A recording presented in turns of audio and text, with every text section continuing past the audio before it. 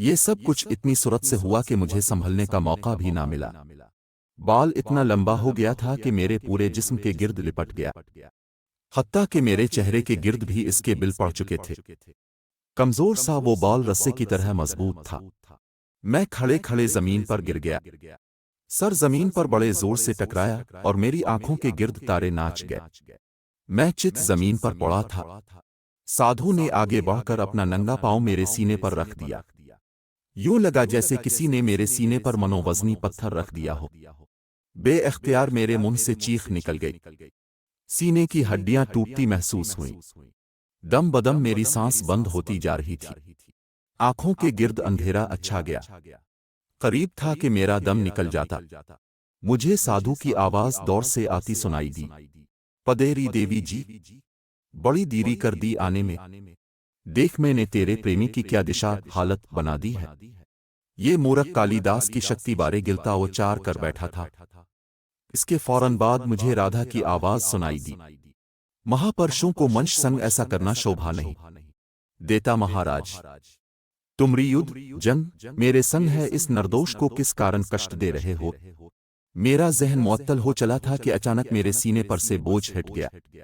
सांस बहाल होते ही मेरी आंखों के सामने दम बदम गहरा होता अंधेरा छटने लगा। निर्दोष, ये तो क्या कह रही है। इस पापी ने मेरे चेले की हत्या कर दी और तू उसे निर्दोष कह रही है।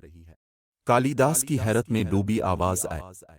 महाराज, उसने तुम्हें बताया तो है कि अमर कुमार की हत्या मैंने की है, और तुम तो खुद इतने शक्तिमान हो, तुमसे कौन सी बात छपी है। मेरे सर की तरफ से राधा की ठहरी हुई आवाज हुई। मैंने सर घुमाकर उसकी तरफ देखने की कोशिश की, तब मुझ पर हकीकत खिली कि मैं अपने जिस्म को हरकत देने के काबिल नहीं हूं। साधु अमर कुमार ने भी मेरे जिस्म को यूं ही बेहिस्सो हरकत कर दिया था। मैं सुन सकता था, देख सकता था, उसके अलावा मेरा जिस्म कुछ करने के काबिल ना था। देख देवी, मैं जानता हूं तो हमरे धर्म की एक महान नारी है, पर न तो तुझे शोभा नहीं देता कि तो एक मसले के कारण महापुरुषों के आड़े आए। मैं अब भी तुझे क्षमा कर सकता हूं, यदि तो खुद मेरे चरणों में आ जा। रही बात इस मसले की, तो इस हराम के जने की, तो अब मैं काली के चरणों में बलि चढ़वाएगा। काली कितनी परसुन खुश होगी उसकी इज्जत से अशनान खून से गुस्ल करके। कालिदास के मकरू होंठों पर मुस्कुराहट गहरी हो गई।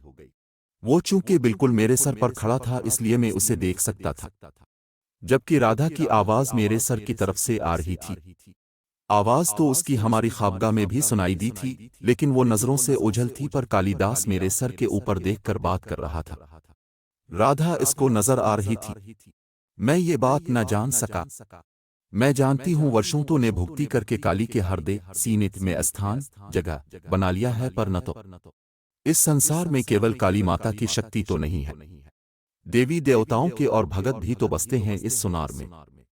तो जानता है, पहले भी एक बार मेरा मोहन मुझसे दूर कर दिया गया था। राधा ने इसे बड़े रसां से समझाने की कोशिश की।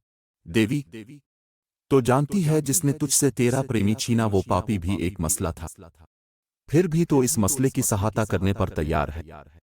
क्या तुझे शोभा देता है कि तो दूजे धर्म के मंश संग अपने शरीर का संबंध के लोदो जोड़े। ये घोर पाप है। देवी कालिदास के लहजे में हमारे मजहब के लिए नफरत भरी हुई थी। महाराज, तुम इस बात को नून को शय को जाने दो। मैं क्या कर रही दूं, मुझे क्या बाशोभा देता है। मैं इससे तुमसे उपदेश नसीहत सुनने नहीं आया।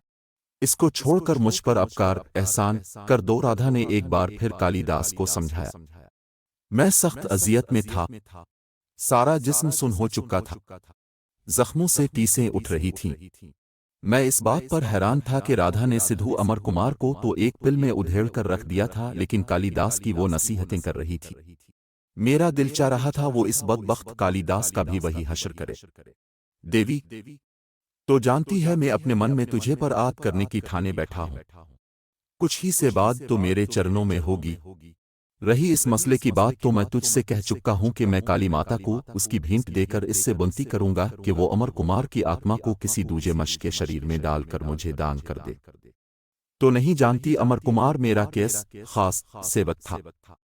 काली माता ने मुझे वचन दिया था कि वो तुझे मेरे चेले अमर कुमार को दान करेगी। इसने एक नफरत भरी नजर मुझ पर डाली। देवी, अब भी से है तो इस मसले को छोड़कर मेरे चरणों में आ जा। मैं काली से तेरे लिए क्षमा मांग लूंगा। मुझे विश्वास है काली अपने इस सेवक का कहना नहीं टालेगी, वो अपनी बात पर उड़ा रहा। पाप और पुण्य की बातें छोड़ो कालिदास, किसने पाप किया और किसने पुण्य, ये बात देवता जानते हैं। तूने इस नरो दोष की कोमल पत्री संग इनाई किया है, इसने तेरा किया बिगाड़ा था। राधा की बात सुनकर मुझ पर हैरतों के पहाड़ टूट पड़े। मैं अब तक ये समझ रहा था कि मोमिना की गुमशुदगी में राधा मुलव्वस है, लेकिन अब मुझे पता चला कि इस लनती ढांचे ने मेरी मासूम बेटी को अगवा किया। मेरे जिस्म में आग भर गई। अगर मैं बंधा हुआ ना होता तो इस बूढ़े की गर्दन दबा देता। मैंने कसमसाने की कोशिश की, लेकिन बाल बराबर भी जिस्म को हरकत ना दे सका। देवी, मुझे मजबूर ना करके मैं तुझे बताऊं तू इससे किसके सामने खड़ी है। कालिदास गजबनाक आवाज में धाड़ा। कालिदास, मैं तुझसे विनती करती हूं कि तो मेरे मोहन को क्षमा कर दे, इसे जाने दे, मेरी तुझसे कोई युद्ध नहीं। राधा ने इस बार भी उसे मतानत से समझाया। देवी, एक मसले से संबंध जोड़ते तुझे लाज नहीं आती। तो अपना धर्म नष्ट करने पर तली बैठी है, प्रिंटो मैं तुझे ऐसा नहीं करने दूंगा। इस मसले का बिलियदान तो काली के चरणों में ओश होगा। कालिदास ने फैसला कुन लहजे में कहा। कालिदास, तो ने अब तक कितनी मुसलमान नारियों का बलात्कार किया है, तुझे इससे लाज आई थी? राधा की तल्ख आवाज मेरे कानों में पड़ी। इन दोनों की बहस में मैं वक्ती तौर पर अपनी तकलीफ भूल गया था। पापेन, तो कालिदास को उपदेश देने चली है। यदि मुझे काली माता को दिए वो चुनका ध्यान न होता तो इस संग तुझे भी भस्म कर देता। कालिदास किसी जख्मी दरिंदे की तरह धाड़ा। कालिदास, तेरा अंत अंजाम तेरे चेले से भी बुरा होगा। राधा की सर्द आवाज मेरे कानों से टकराई। मोहन, उठकर खड़े हो जाओ, अब राधा मुझसे मुखातिब थी। मैं सोच रहा था उसे कैसे बताऊं कि इस खबीस ने मुझे किसी शैतानी कुव्वत से बांध कर बेदस्त ओपा कर रखा है। प्रेमी, मैं कह रही हूं उधर आ जाओ मेरे पास। राधा ने इस बार बड़े प्यार से मुझे कहा। मैंने अपने जिस्म को हरकत देने की कोशिश की, लेकिन नतीजा हसब साबित रहा। हा हा हा कमरा कालिदास के गरजदार कहकहे से गूंज उठा। क्या तूने मुझे अमर कुमार समझ रखा है? देवी, इस तमसनहर से भरपूर आवाज आई। अचानक मेरे जिस्म पर दूधिया रोशनी का हाला पड़ा। इसके साथ ही मेरा जिस्म जकड़बंदियों से आजाद हो गया। मैं अपने शल जिस्म को हरकत देकर उठने की कोशिश कर ही रहा था कि कालिदास ने गुस्से से अपना हाथ मेरी तरफ करके झटक दिया। मैं जो कोशिश करके उठ बैठने में कामयाब हो चुका था, एक बार फिर जमीन पर गिर पड़ा। कालिदास, मैं तुझे एक ओसर मौका देती हूं, अब भी बाज आजा, नहीं तो जीवन भक्षा मांगेगा और मैं तुझे शिमाना करूंगी। और राधा की धाड़ कमरे में गूंजी। पापेन, तो कालिदास के आड़े आ रही है। माता की सौगंध, यदि मुझे अपने वचन का ध्यान ना होता तो मैं तुझे अभी जरके में पहुंचा देता। कालिदास जुवाबा गरा। अचानक मुझे यूं महसूस हुआ जैसे मेरे जिस्म पर पानी की फुहार पड़ी हो। इसके साथ मेरा जिस्म जकड़बंदियों से आजाद हो गया। इस बार मैंने भी फुर्ती दिखाई और खड़ा हो गया। उठते ही मैंने मोड़कर पीछे की तरफ देखा। नजर उठी तो झकना भूल गई। मेरे बिल्कुल पीछे एक निहायत हुसैन औरत साड़ी बांधे खड़ी थी। वो इस कदर हुसैन थी कि अल्फाज उसके हसन को बयान करने से कासिर हैं। चंपा और शिकंतला तो उसकी कनीजें बनने के काबिल भी ना थीं। वो हसन एक शाहकार थी। मैंने अपनी जिंदगी में इस कदर हुसैन औरत ना देखी थी। मुझे अपनी तरफ मुतवज्जे पाकर मदहर मुस्कुराहट इसके नर्म व नाजुक होंठों पर छा गई। मोतियों जैसे दांत गुलाब की नर्म व नाजुक पंखुड़ियों से झांकने लगे। बड़ी बड़ी झेल सी गहरी आंखें जिनमें प्यार का समंदर हलकोरे ले रहा था। मेरे मैयत, मैं तुमसे क्षमा चाहती हूं, मुझे आने में थोड़ी देरी हुई। इस पापी ने तुमरी को मिल पत्री को बंदी बना लिया था, जिसकी रफ्ता उसके प्लीद बीर शैतान के पैरोकार जिन्नात कर रहे थे। यदि मैं इसे अपने संग लाने में सफल ना हो सकी, पर न तो ऐसा पर बंद कर आई हूं कि ये पापी इसका कुछ भी ना बिगाड़ पाएगा। उसकी झरनों जैसी आवाज में माजरत थी। मैं जो इसके हसन को देखकर गुम खड़ा था, इसकी आवाज मुझे हकीकत की दुनिया में खींच लाई। मोमिना की बात सुनकर मेरे तन बदन में आग लग गई।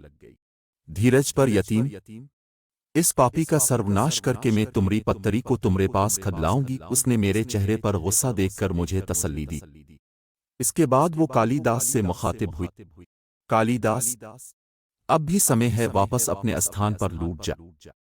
तुझे ये शोभा नहीं देता कि अपने मूर्ख चेले के कारकुन किसी को कष्ट दे। वो दोषी था, जो कुछ इसने किया इसका बदला इसे मिल गया।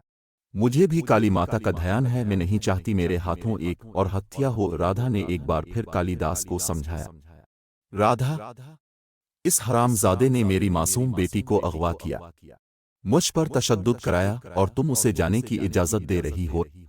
मैंने तल्ख लहजे में राधा को मुखातिब किया, जानती हूं पर न तो किसी महापुरुष संग युद्ध अच्छी नहीं, इसी कारण मैं इसे जाने की आज्ञा दे रही हूं। राधा ने मुलायमत से मुझे समझाया। वो बात सबा के झोंके की तरह चलती मेरे करीब आ गई थी। मेरे अर्द गिर्द गुलाब की महक छा गई। मैंने कालीदास की तरफ नफरत से देखा। वो अपने होंठ काट रहा था, जैसे किसी उलझन का शिकार हो। अमा तुझे इस मलीच देवी, मैं भी खद के और तेरे बीच युद्ध नहीं चाहता, ले जाने की आज्ञा नहीं दे सकता। उसने मेरे चेले की हत्या करके घोर पाप किया है। मैं गए काली माता को वचन दिया है, इस देशक की बलि में उसके पवित्र पाक चरणों पर उस चढ़े रहेगा। वो जैसे किसी फैसले पर पहुंचकर बोला, कालीदास मुझे मजबूर न कर, ऐसा ना हो मैं अपना वचन भूलकर तुझे कोई शराब दे बैठूं। इतना ही बहुत है कि मैं तुझे जाने की आज्ञा दे रही हूं, वरना जो कुछ तूने मेरे प्रेमी संग किया है वो भूलने वाली बात ना है। कि राधा ने उसे घूरा। कालीदास ने जवाब देने के बजाय आंखें बंद कर ली। इसके भद्दे होंठ मुतहर्रिक हो गए। कालीदास, मोर कहता हमाकत ना कर, बंद कर दे अपना ये खलवाड़, नहीं तो राधा गिरजी। कालीदास आंखें बंद किए अपनी पढ़ाई में मसरूफ रहा। राधा की हुसैन आंखों से उलझन का इजहार हो रहा था। मेरा हाथ अभी तक इसके को मिल हाथों में था। उसने मेरी तरफ देखा। इसकी आंखों से दूधिया रोशनी की धार निकलकर मेरे जिस्म पर पड़ी। मुझे एक बार फिर महसूस हुआ जैसे किसी ने मुअत्तर पानी की बार एक पेवरा मेरे जिस्म पर डाल दी हो।